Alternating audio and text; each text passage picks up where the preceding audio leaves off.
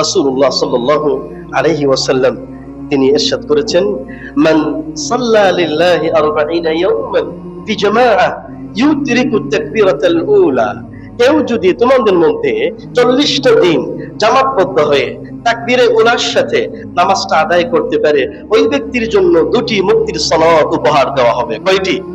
2টি মুক্তির সনদ উপহার দেওয়া হবে। কুতিবাত লাহু বারাআতুম মিনান নারি ওয়া বারাআতুম মিনান নিফাকি, জাহান্নাম থেকে মুক্তির সনদ তাকে উপহার দেওয়া হবে, মুনাফিকের তালিকা থেকে তাকে বাদ দিয়ে দেওয়া হবে। এজন্য আমরা চেষ্টা করি সবাই মিলে, এরকম যদি আমরা চেষ্টা করতে পারি 40টা দিন, আপনি চিন্তা করেন জামাতের সাথে প্রথম কাতারে তাকবীর উলার সাথে একামতের পরে ইমাম সাহেব যে তাকবীর দেন এটার নাম কি?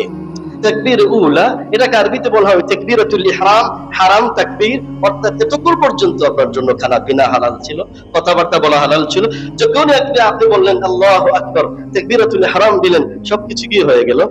হারাম হয়ে গেল। এই জন্য তাকবীরাতুল ইহরাম বলা হয়। এই তাকবীর ওলার সাথে আসুন আমরা সবাই মিলে একটু চেষ্টা করি না কেন, আমাদের সন্তানদেরকে একটু প্র্যাকটিস করি না কেন?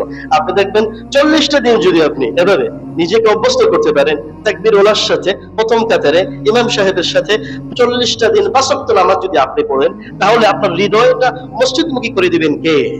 আল্লাহ রাব্বুল আলামিন। কারণ মানুষ কিন্তু অভ্যাসের দাস। মানুষ কিসের দাস?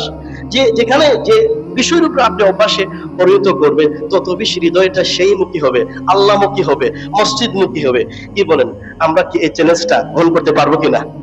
বলেন না, পারবো কিনা ইনশাআল্লাহ? আল্লাহ রাব্বুল আলামিন আমাদের সবাইকে তৌফিক দান করুন।